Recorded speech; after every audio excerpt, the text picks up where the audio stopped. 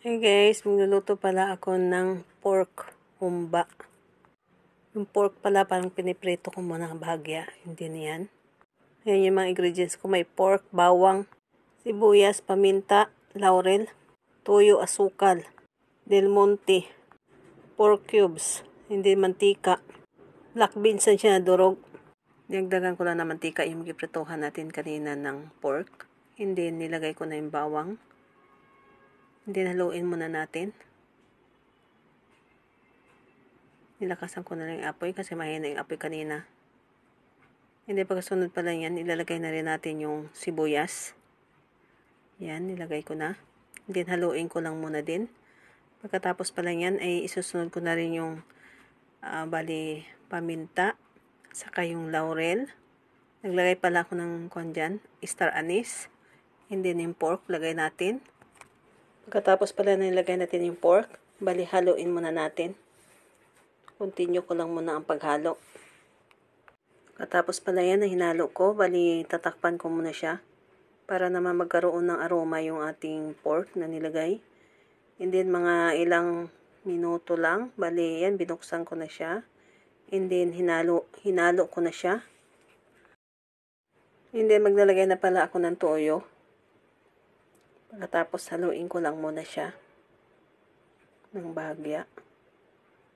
Pero kalahati lang muna yung nilagay ko. Pagkatapos pala yan, bali, sa paghalo, bali, isusunod ko na rin yung kalahati na toyo na yung kanina, yan. Ilagay ko na rin. Tapos maglagay na rin ako ng cubes. Saka yung pineapple juice. Hindi maglalagay na rin ako dyan ng brown sugar. Kung mayroon kayong Sprite, mas okay rin na gamitin. Nalagay ko na pala yung black beans na durog. Pero kung may buo kayo na black beans, maganda rin yun gamitin. And then kung mayroon kayong bali puso ng saging na gidry, may nabibili na yan siya sa grocery o sa palengke. Pwede rin yun, gumamit kayo noon.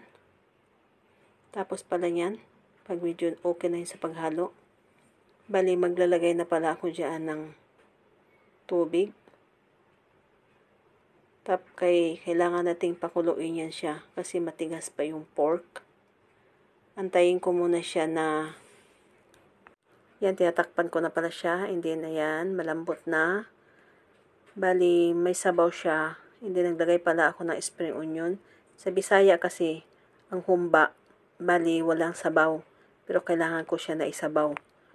Thank you for watching guys. Patapos na pala ito kong video. Maraming salamat sa panonood. Bye po. Salamat.